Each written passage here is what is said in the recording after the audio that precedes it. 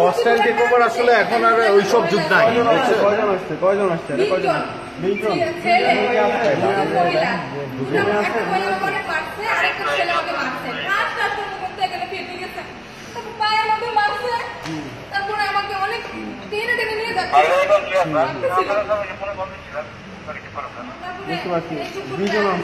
আরেকটা মেয়ের স্যার আরেকটা মেয়ের গেট থেকে পাওয়া যাইতেছে, ভিতর থেকে পাওয়া যায়। দুইটা মেয়েরে উড়াই নিয়ে গেছে। না, মালিক আছে মোকাররম হোসেন খান। হ্যাঁ, উনি মালিক।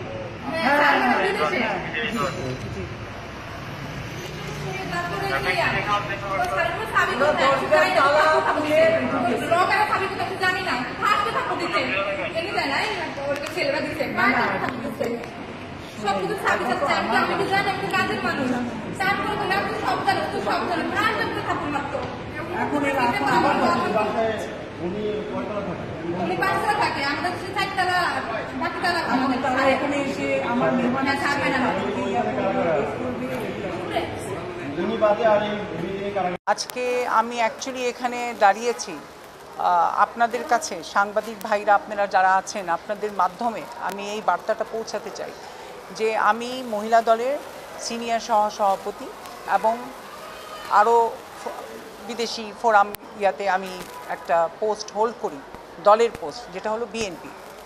আজকে আমার দলের ভাবমূর্তি নষ্ট করার জন্য এই চক্র তো চলছেই, এবং মিথ্যা প্রচার করে কিছু লোকজন আমার বাড়িতে গত 27 তারিখে আক্রমণ করে, এবং যখন আক্রমণ করে তখন অবশ্যই আমি আমার নিরাপত্তার জন্য আমি পুলিশ ডাকলাম, এবং পুলিশকে ডাকাতে ওনারা আসার আগে তারা আমাকে যেভাবে হয় ভিতরে ঢোকার জন্য চেষ্টা করেছে, এবং আমি ওই ভিডিওগুলা ওনারা রিলিজ করেছেন বলে যে আমি বিএনপির নেত্রী, আমি দখলে যাচ্ছি, মানে আমার দল বিএনপির নাম এবং ভাবমূর্তি নষ্ট করার জন্য ওনারা এই চক্র চালিয়েছেন। এটা সম্পূর্ণ মিথ্যা। গত 10 বছর ধরে আমার কিছু মামলা চলছে আমার কোম্পানি ম্যাটার্সে, এবং এই কোম্পানি ম্যাটার্সের মামলায় ওনারা আমাকে অনেক হ্যাস্তন্যস্ত করেছেন বিগত 10 বছরে, এবং শুধু হ্যাস্তন্যস্ত না, আমার এই বাড়িতে অনেকবার অ্যাটাক হয়েছে, এবং আমির হোসেন আমু ডাইরেক্টলি এই জিনিসগুলাতে সহায়তা করেছিলেন, এবং এখনও আমি মনে করি ওনার যে কিছু লোকজন ঘুরে বেড়াচ্ছে, এবং তারা কিছুদিন আগে ওনার মুক্তির দাবিতেও এই ঢাকা শহরে মিছিল করেছিল, তারা এখনও ফ্রিতে ঘুরে বেড়াচ্ছে আওয়ামী লীগের লোকজন, তারা আমাদেরকে এখনও হয়রানি করছে, এবং কিছু চক্র মিলে আমাদের দলকে, আমাদের দলের ভাবমূর্তিকে নষ্ট করার জন্য লেগে আছে, উঠে পড়ে লেগেছে। আমি বলতে চাই আপনাদের মাধ্যমে যে আমি কোনো অন্যায় করি নাই এবং করব না, আর আমাদের দলের ভাবমূর্তি নষ্ট হবে আমি এমন কোনো কাজ করব না। আজকে 5ই অগাস্টের পরে কিন্তু প্রায় 1 বছর হয়ে গেল, আমি 1 বছর পর্যন্ত যদি কোনো দখলে না যেতে পারি তাহলে আমি কেন এখনও দখলে যাব? আর এটাতে দখলে কিছু তো করার নাই, এটা আমার বাসা, আমি ওখানে থাকি কোর্টের আদেশে, এবং কোর্ট সম্পূর্ণভাবে অবগত আছেন যে আমি ওই বাসায় থাকি, তো এখানে আমার দখল করার কিছু নাই।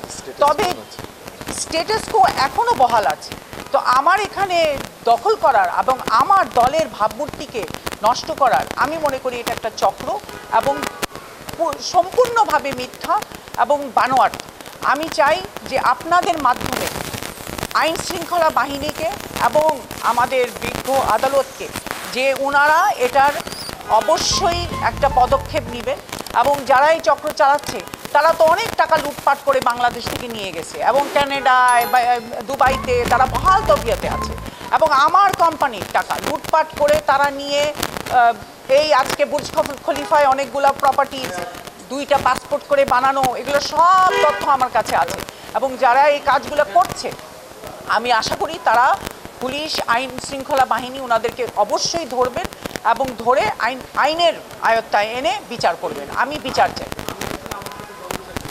আমির হোসেন আমু, আমি অ্যাকচুয়ালি 2018-তে যে ইলেকশন করেছি ওইটা হলো আমির হোসেন আমুর কনস্টিটিউয়েন্সি, আমি ওনার প্রতিদ্বন্দ্বিতে ওইখানে ইলেকশন করেছি, এবং শুধু তারা ইলেকশন করিনি, ওখানে তো অনেক মারধর হয়েছে। ওই ইলেকশনের সময় এই গুলশানে আমার বাড়িধারায় যে আমার বাসাটা যেটা আমি ছিলাম, আমার সম্পূর্ণ বাসা ভেঙে সব মালপত্র নিয়ে গিয়েছিলেন ওনার তত্ত্বাবধানে এবং ওনার সহকারী হয়ে আমার এক্স হাজব্যান্ড তখন এইসব কাজ চালিয়েছেন এবং এখনও চালাচ্ছেন।